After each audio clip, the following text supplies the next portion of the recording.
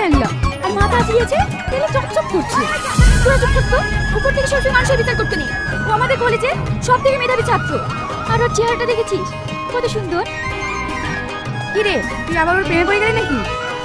এরকম ছেলে পেলে কে এই প্রেমে করবে না বল?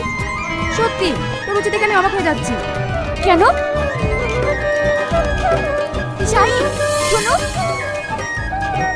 কি বলবো বলো তাড়াতাড়ি, আমি ক্লাসে যাবো। কেন আমাদের সাথে একটু আড্ডা দেওয়া যায় না? দেখ তুই থামবি, মানুষকে কি মনে করিস বলতো? শ্রাবণী, আমি আসছি।